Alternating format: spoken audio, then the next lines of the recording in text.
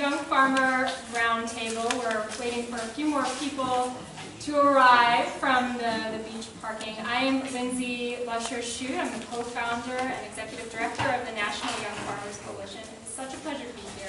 And our generous host, Katya Goldman, is going to introduce this beautiful farm to us. Thank you, Katya. And thank you, Michael, also. Thank you.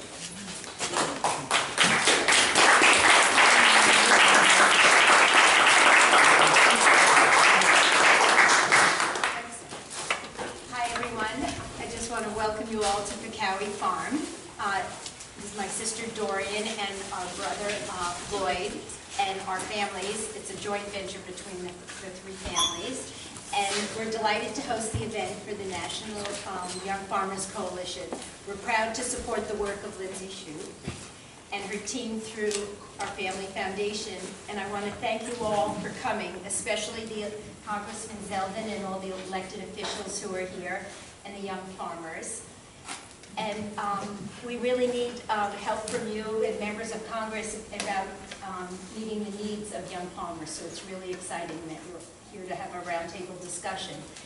They're the critical point of farming in our state and around the country. So we thank you for making the time to be here. And before I turn the program back over to Lindsay, I want to encourage you all to stay for local pizza made in Amber Way's pizza ovens. And I think that some of the flour is also from them. And also all the vegetables and the flowers and everything that you see are grown locally from our farm and from our gardens and Quail Hill. And I think Amber Way supplied the veggies for the pizza. Exactly. And Marilee fosters potato chips and sunflowers. So anyway, welcome, and we're thrilled you're here, and stay in the middle.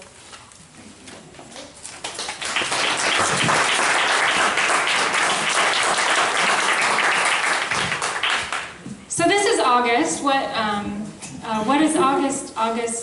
August is really a busy time for farmers, and it's a really busy time for the National Young Farmers Coalition because we have people like this guy who are home in district, and it is the opportunity for young farmers across the country to be able to have an opportunity to speak to their members of Congress and as well as their state representatives. We are so grateful to have all of you here.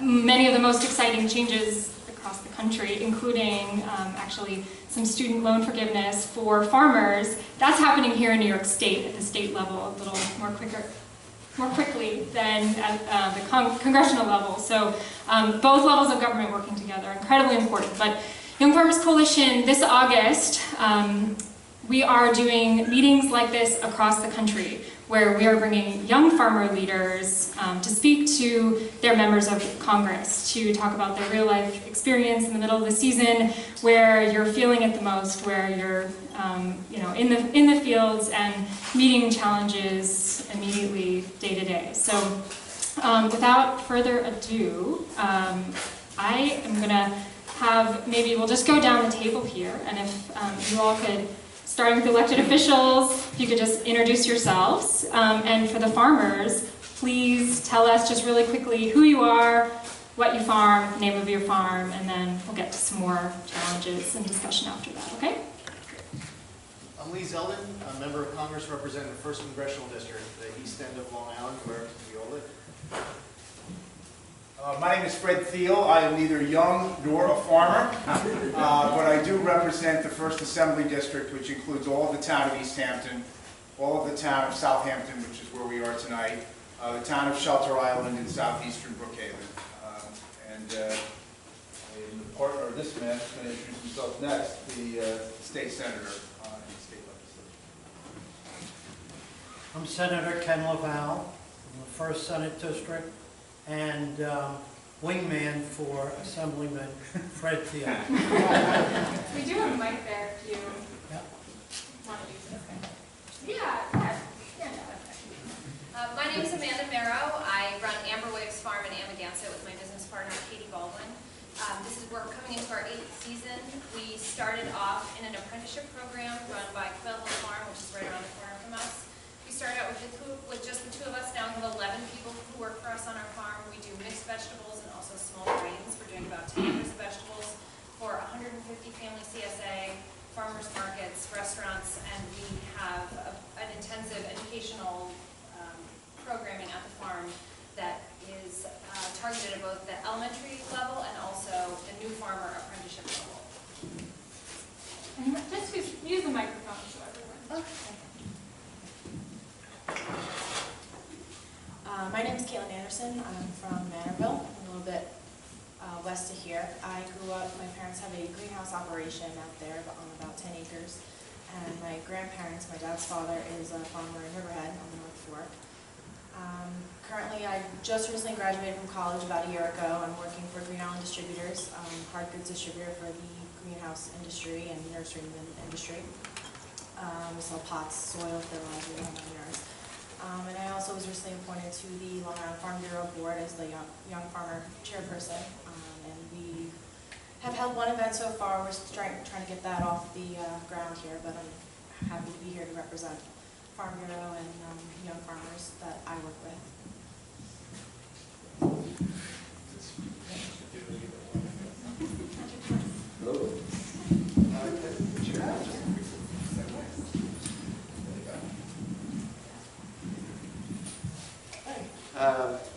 I'm Brendan McMullen.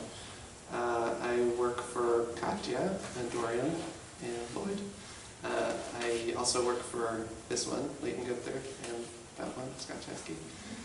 So I have a lot of bosses. I'm part-time at Quail Hill, and then I'm full-time here, so that's full plus part. And this farm is sort of in early stages. We're trying to figure ourselves out. You can see behind us a 12-acre field. Half of that's being leased to Marilee Foster. The other half we're beginning a human-grade grains operation, and we're still figuring out what that means. We're growing a small garden for vegetables and for flowers, and we're starting to transition. I don't know if you noticed all the overgrown privet, but we're transitioning all that privet out of here, and we're going to have like an acre of blueberries. Pick your own. Thank you. My name is Aubrey Moore. I'm the owner and operator of Feisty Acres Farm. I operate it with my partner Chris, who's in the audience today. We're a certified organic operation, raising game birds, and we raise them on pasture. And we have a very special relationship with another organic farmer in Jamesport. We actually rent about 7 acres from him, and that allows us to start our farm. We also do the Feisty Acres Bobwhite Quail Release Project. We raise native northern bobwhite quail on our farm. It's in the middle of 200 preserved acres over there on Manor Lane in Jamesport. And we are actually working with one other farmer next season to host a surrogator to release more bobwhite quail, perhaps in Cutchogue. My name is Leighton Gunther. I am 29 years old. I'm a Pisces. I come from a non-farming family outside of New York City. I started farming during college. I went to college in a highly agricultural area of western Massachusetts. A lot of organic vegetable farms up there. It was a summer gig for me to start, and quickly after graduating fell into it again, and sort of like putting off these questions, the grad school questions. Steak and tomatoes is more fun than taking the GRE. So I started farming full-time year-round about 7 years ago at a pretty large for-profit CSA farm in western Massachusetts. After doing that for about 4 or 5 years, I went to UC Santa Cruz to complete a farmer training program, which some other people in the audience have done as well. And I headed back east to my homeland of New York State and connected with Scott Chasky over at Quail Hill Farm, which is a stewardship project of the Peconic Land Trust, which some of you may have heard of. It's a large land conservation organization that's been operating out here for about 30 years. So Quail Hills now is in its 27th year, and I am in my 4th year managing.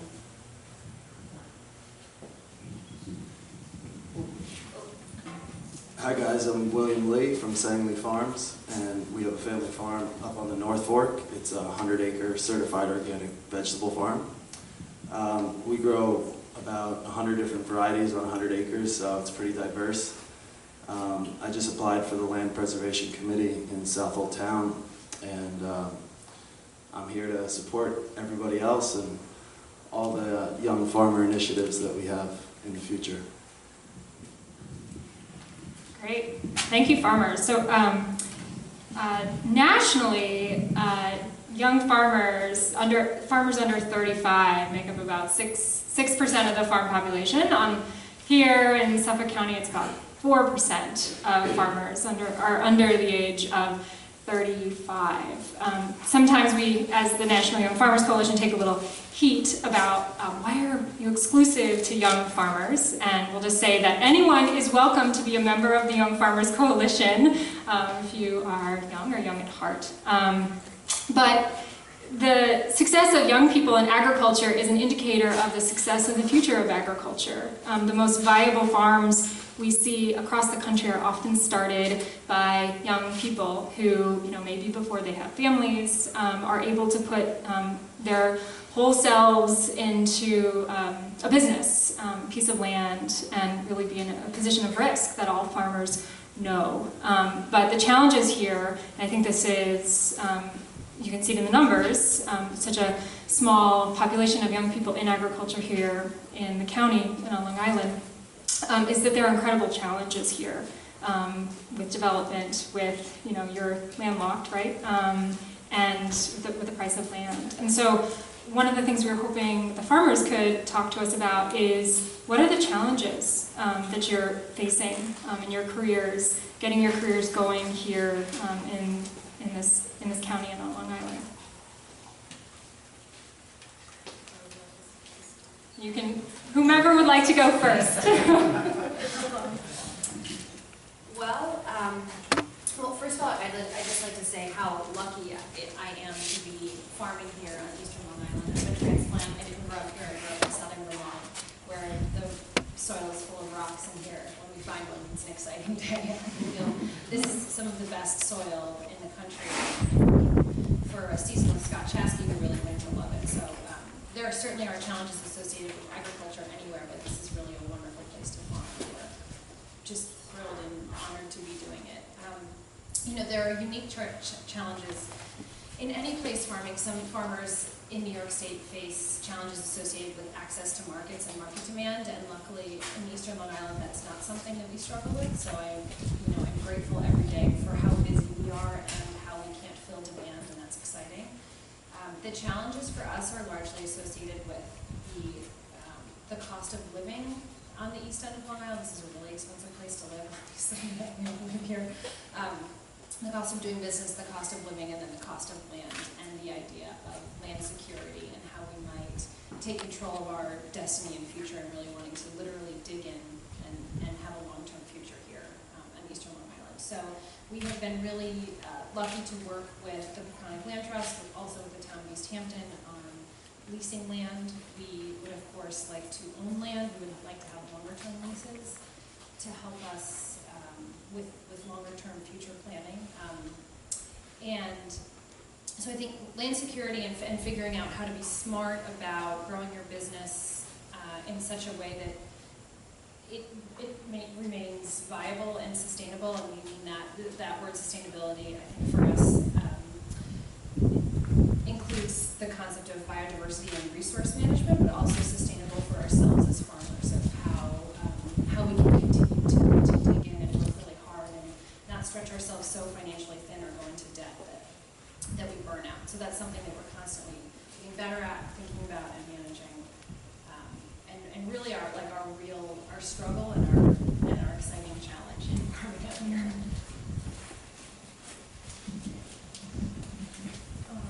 Something that I found that I've worked with the Farm Bureau, Long Island Farm Bureau, is the struggle of kind of like taxes and stuff like that. I know just in my life lifetime alone, I've watched pieces of my grandparents' farmland be sold off just to be able to pay their taxes and stuff like that.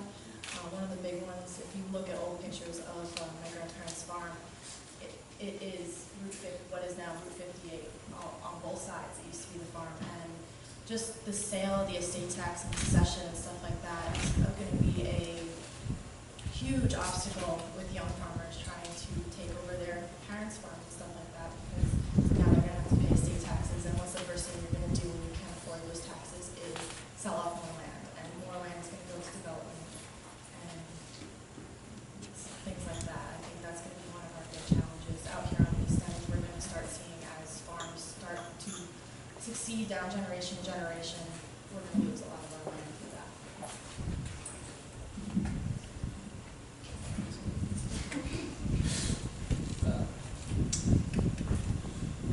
So I knew you were going to ask about challenges because we had a meeting about this on Monday, and so I was thinking about it. And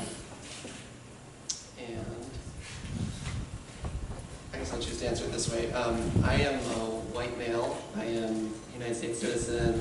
I'm hetero, cisgender. So that means it's pretty easy for me in this country in a lot of ways. And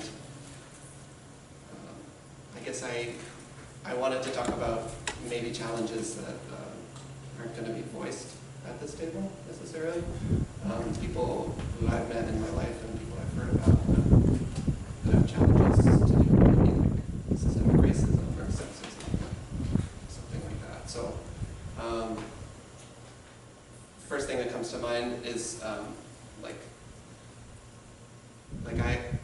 I don't have to deal with slavery.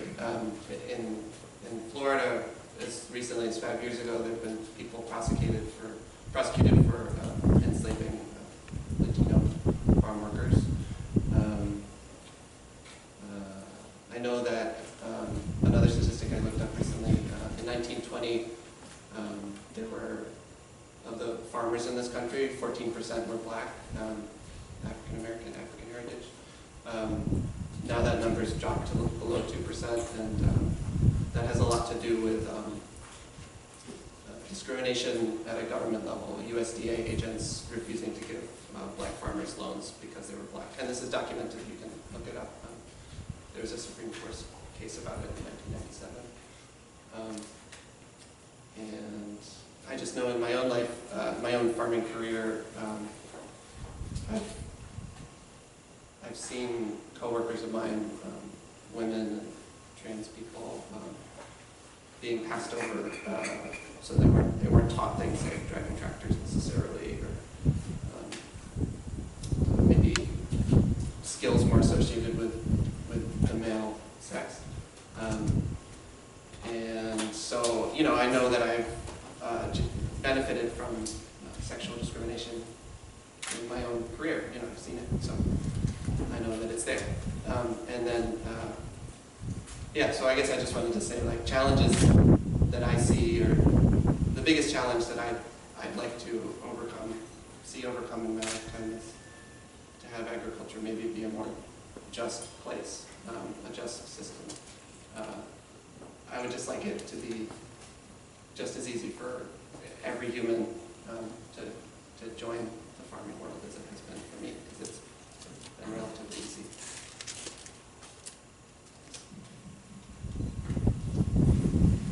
All right, to follow that up, it's going to be difficult. One of the major issues that I have faced personally from my own personal experience, in order to farm out here on the east end of Long Island, we are in a lot of ways separated from the rest of the country. We need infrastructure in order to make our businesses work. And one of the biggest issues that affects me personally as a livestock farmer, somebody who specializes in game birds and poultry, is the lack of processing facilities here on Long Island, and even close to Long Island. And not only poultry slaughter facilities, but also large ruminant livestock, and also pigs. People would be more willing to diversify their business models here on the east end of Long Island, and we would have more diverse farms if we had the infrastructure to actually support things such as that. I have a very special circumstance. I fortunately am able to process in a 5A licensed facility. However, without that 5A facility here on Long Island, I would literally not be able to process the crop that I grow. No other slaughter facilities, even Bufani, Rhode Island, and then there are a couple other slaughter facilities up in upstate New York. They will not take, let's say, partridge, quail, and guinea fowl because they are not poultry, so there's biosecurity reasons.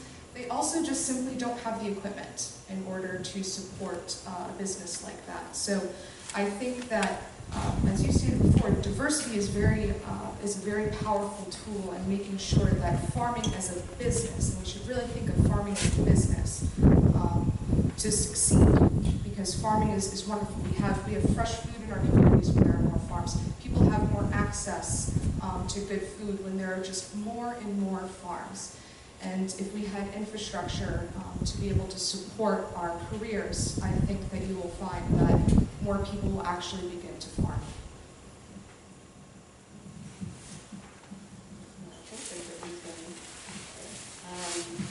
Challenges. As Amanda would say, I just said so many challenges in farming, just to begin with. Challenges unique to this area, I would say. It's interesting, when I moved out here 4 or 5 years ago, I've never lived in such a seasonally intense place with such fluctuations between, as a farmer, between like activity, but not just activity, just sheer number of humans out here, sheer number of humans to consume all the food that we're able to grow out here. So, in some ways, as a farm, our hands are kind of tied because there's a bit of a distribution. Like at the land, at Quail Hill, we are fortunate enough to have an abundance of land. We have more land than we need to produce all of the vegetables and row crops and small grains and storage vegetables that we could possibly grow for upwards of 700 people during the summer months anyway.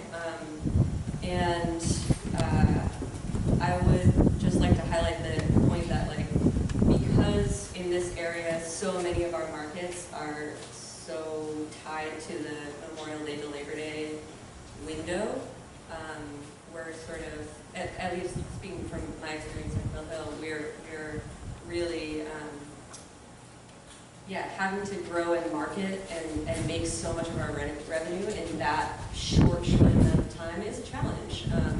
If we had maybe a bigger staff, or maybe Kate Cullen started buying our stuff or whatever, we'd be able to just produce more steadily and have a bit more of a stable income stream over the course of the year. But as it stands, the produce that we sell at our farmers markets out here, for many different reasons, seem to me to be very expensive compared to other places where I have worked at farmers markets and visited farmers markets. So I would say that in Western Mass, where I lived and began farming, there was an initiative by a local food organization called CISA to match dollar for dollar a person bringing SNAP benefits or EBT money into the farmers market was, every dollar you spend, you get an extra dollar to spend at that farmers market. So I think some government programs like that could be really useful out here to make sure that the amazing produce that we produce in,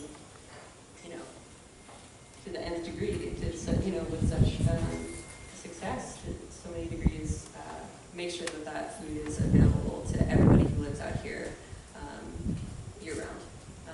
Maybe more farmers markets in the winter months would also be useful for us. And I would also say that another challenge that we have found is access to housing. We have a relatively small staff at our farm, considering the acreage that we're growing on, and affordable housing is just sort of a punchline out here. So that's another struggle that all of us, I think, sitting up here, encounter in our daily lives.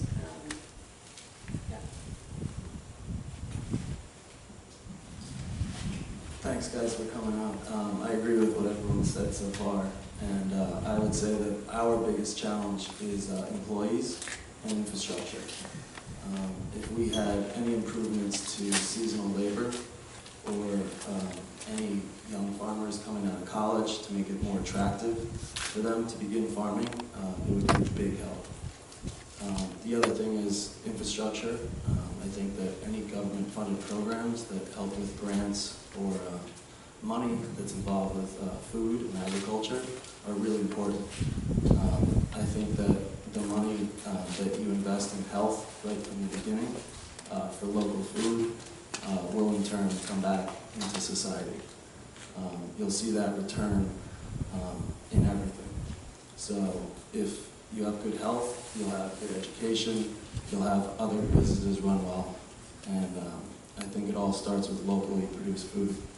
So anything that can go hand in hand with food safety on a national level or on our local level with competition for food that's being brought in, being sold here, would be a big help to us locally as well. So competition in the marketplace that makes us more available to people who live here. I think it will improve health right away, and it will help,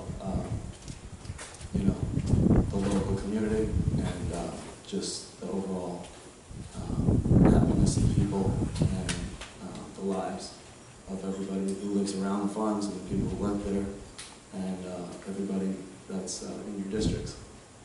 So thanks again for coming out and addressing these issues for us. Great, thank you, farmers.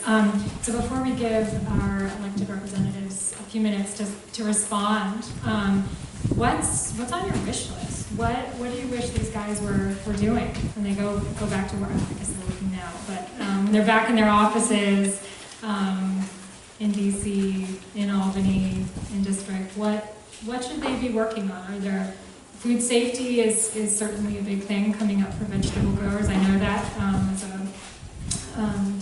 given that my family runs a fairly large-scale vegetable farm. There are things like student loan forgiveness, the Young Farmer Success Act. Congressman Zeldin is sponsoring. That's one thing that we've asked for in Congress to help farmers manage their debt as they're getting through the first 10 years of their careers. What are some things that are on your mind, even if you don't have a specific thing? What are some things that you would like these guys to work on?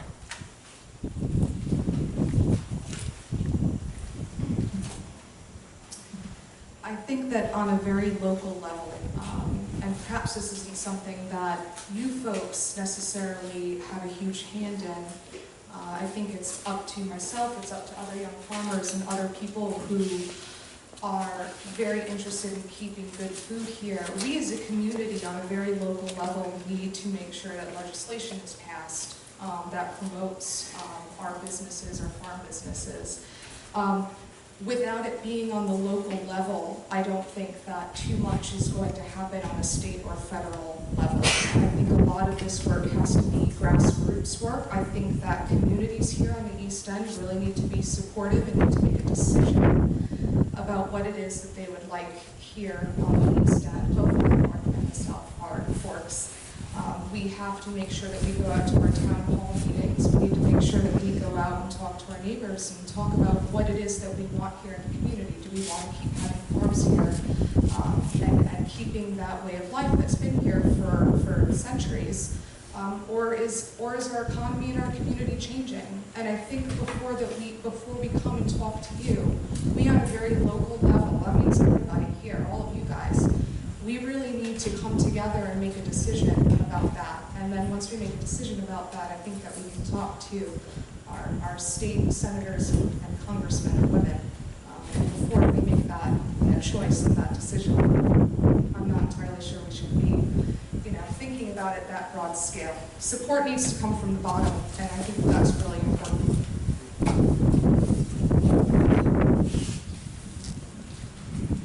I think a lot of great ideas have already been mentioned. In terms of loan forgiveness, that's something that certainly is exciting for us at Amber Waves Farm and for any farm that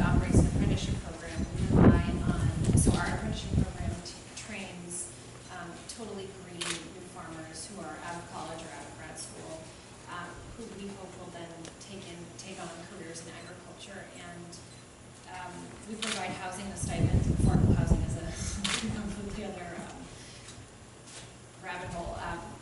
And it's a major decision for the young people who come to work with us about how they can manage their debt and also take on this really important career and life choice of entering the field, of literally the field of agriculture, and contributing to communities and homeland security and food that that impacts so many different pieces of our national economy on very local levels.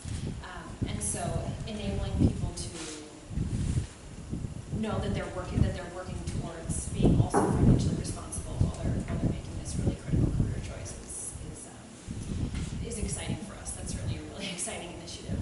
Another thing that I think becomes challenging about being involved in agriculture out here on the East End is that we live, I love the layered place that we live, where there are just many different sorts of people from different ages of generation and 400 years of town code. Just layered and complicated. And as a farmer here, it can be really difficult to get permission or to know the process to do simple things like a greenhouse or a high tunnel or apply for a barn or do very basic things that are absolutely necessary and imperative for infrastructural improvements on our farm properties.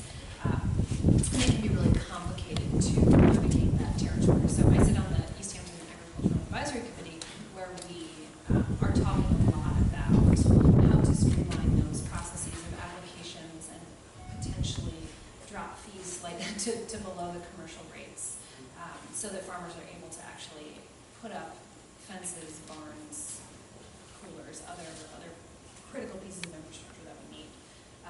And so that's been, an exciting way to learn about town code and county and state law and ag and markets law over the last several years. I think we've gotten better at it. But I think in more communication and the ability of our elected officials to understand our unique challenges, and then some guidance, I think, on the farm side, some services that can help us navigate our way through the process, because we're often, of course, go through these processes without lawyers and without, real estate developers, and we're kind of doing it ourselves. So I'm excited to get better at it with some help. So I had a discussion tonight with my father. He's a business owner. I was kind of just bouncing ideas off of him of like what are some challenges that as a farming business owner, what do you face? Because myself, as I come up into that, it's going to be challenges I will face. So he looked at me and he said, well, what you really got to think about is, why do you want to do it? And that kind of stuck with me, because then you get thinking about it and you're like, unless you love to work hard, like really get your hands dirty and everything, which is something that a lot of our generation is losing, unless you want to make all of your money in the short Memorial Day to Labor Day window, why do you want to do it? Because land is so expensive, taxes are so high, there's a lot of red tape around a lot of government programs and grants and loans and stuff like that. It makes it really difficult, even as a business owner. I know just from listening to what he had to say tonight, between the cost of labor now going up, we're going to be competing very hard in our market. Agriculture is an international market. It's not just a local market anymore. We're competing against the California market, against the Mexican market. All that food is being brought into our own place where we grow food. And it's going to be really difficult if the price of land is going up, all of our costs are going up. What's going to make it appealing for anyone to be able to be like, okay, I'm going to start a farm where I'm only going to make money 3 months out of the year. It's going to be a big challenge coming up. So I think that's something when you guys sit down at your desk and you're thinking about us, think about all the reasons of why it makes it so hard. Why do we want to do it? We want to do it because we want to work hard. We're very passionate for this. But think about all those challenges that we're faced all across the board when you sit down and work out those things.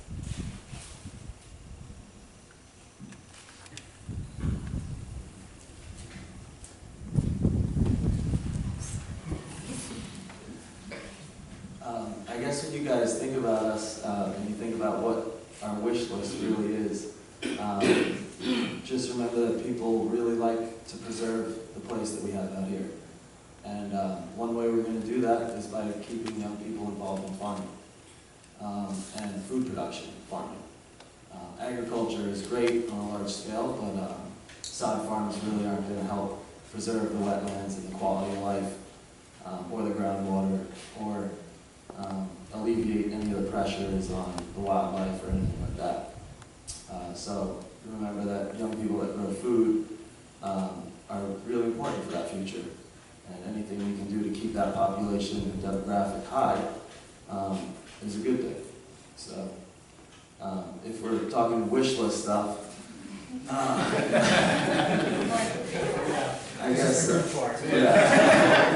guess we'll take a farm fusion center, which will combine all of the efforts of NRCS and all of the USDA and all of the farms and families out here and anybody from Cornell and the universities, and kind of combine an effort for the production and overproduction or education of people who are involved in this type of business. And if we had something like that, we could really all put our heads together and make it a lot easier for you guys to know what our initiatives were. Make it a lot easier for people who are trying to help us get to the right people, and people who need help or want different things to be able to express that properly. So maybe an interface or an online system that can connect people would really be ideal.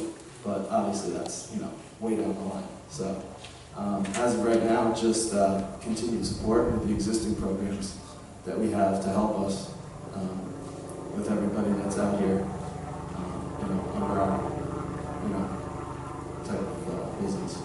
That'd be great. So yeah, wish list for me. I'm someone, a farmer who also is a dad from having gone to college. Wouldn't change a thing about it, but I think the Farming as Public Service campaign is just so okay. The Jeopardy tune is now playing. It's the secret from your wish list. It's Beyonce. It's Beyonce. John, I was saying that the Farming as Public Service student loan forgiveness, debt forgiveness for people who are farming is crucial. Definitely.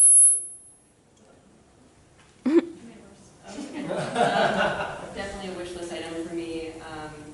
I would also say lowering, there are, backing up to some things that many of us have been talking about, from, taxes and including inheritance taxes, cost of land being, as I read today, 10 times the national average in this county from protected ag land elsewhere, which is wild. In addition to all the other barriers, I think that we could do a lot to lower barriers to entry, not just for our college-educated farmers in training who are just getting into this, and who we all, obviously need to bring more people into the farming and food world, but also people of color and women and immigrants and people who are, traditionally sort of overlooked or have higher barriers to entry to become landowners and to become farm owners and farm managers. These are highly skilled people who live in this area of the world, who work on so many of our nurseries and in our vineyards and, in the horse stables, some of the South Fork and all of these types of things. I think that anything that we can do to support farm workers in addition to what we would think about as being farmers, maybe creating more support for folks who are farmers to get paid time and a half if they work overtime, for instance, or lowering barriers to having more affordable housing for seasonal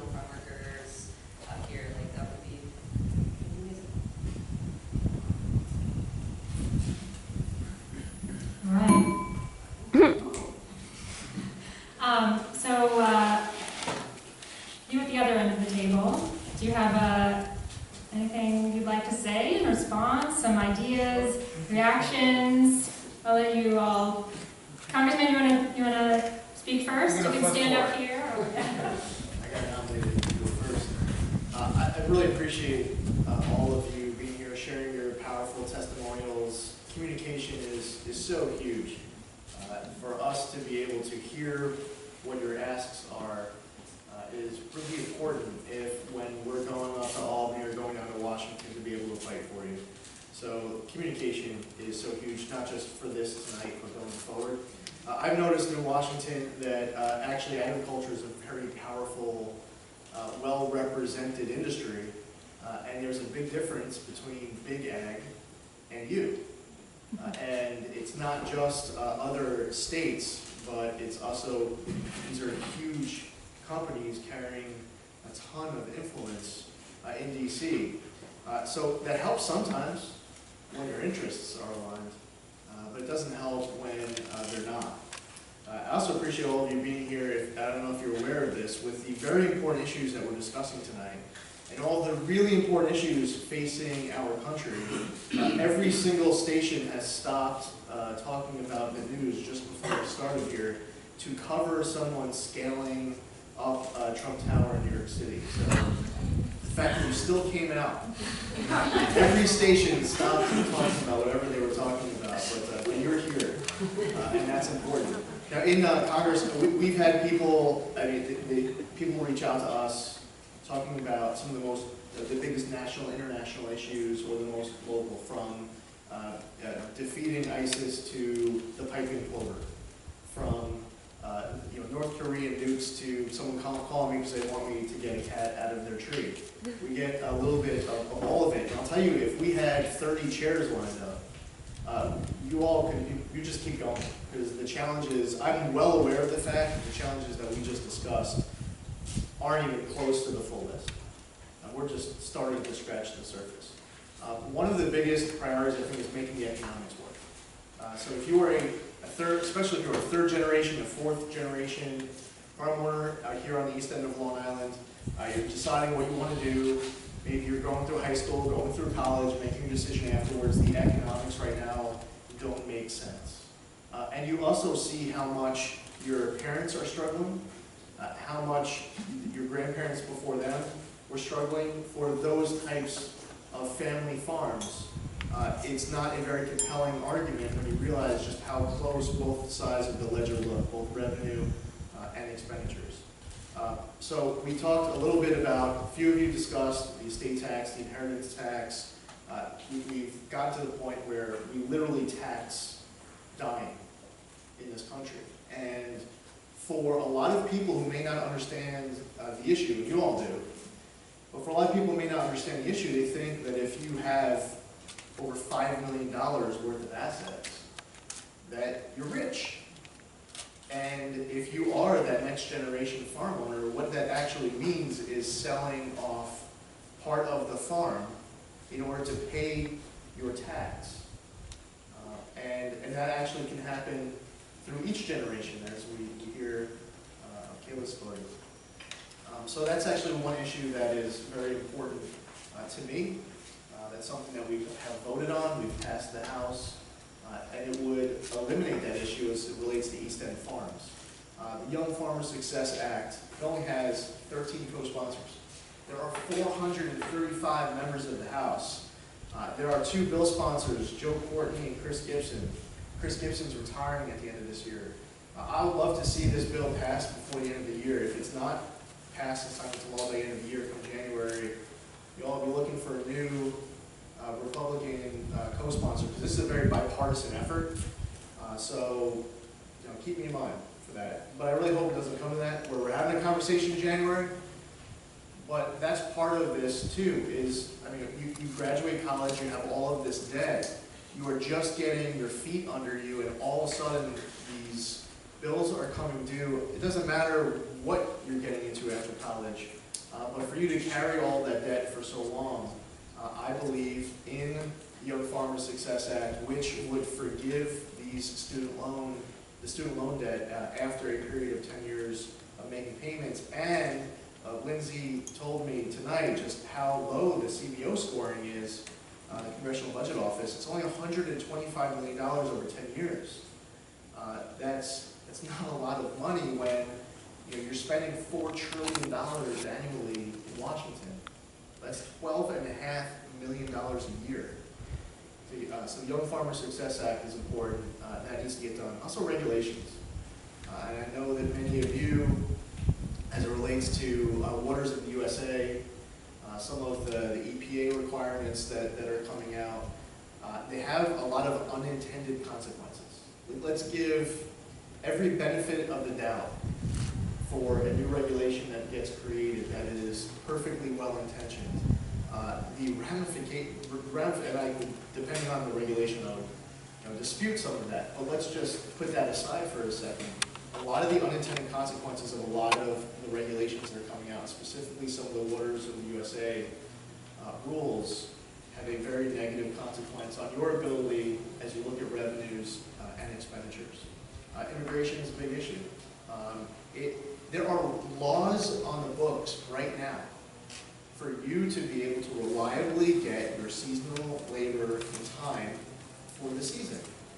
But every single year, the Department of Labor waits just a few extra weeks for permits that you know you're going to get, but they make you wait a few extra weeks. For people who come every single summer, they come here legally, they pay their taxes, they go back home at the end of the season, they want to come back the next year.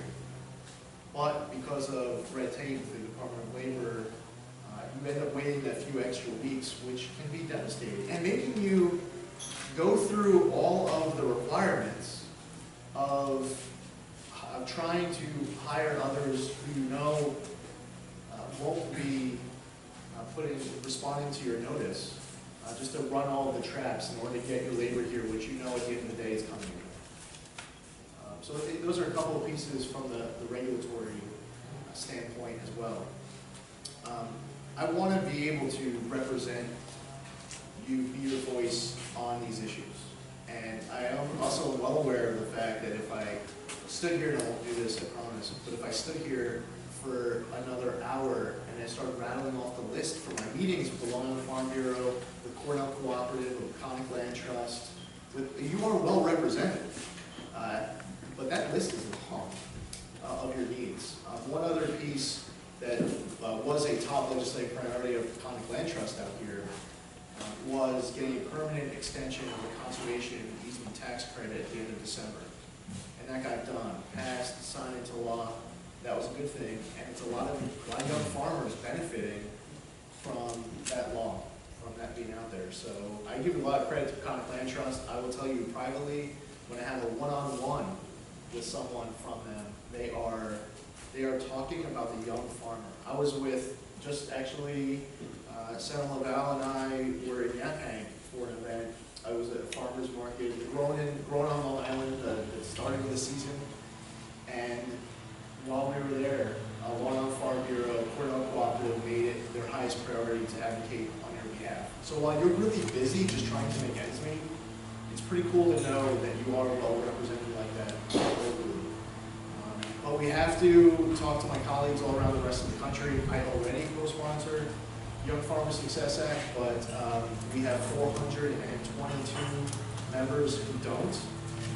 I will just I'll leave you with this thought as to where we need to go from here. When you get to Congress, they give you one of these pins, and it's your member ID.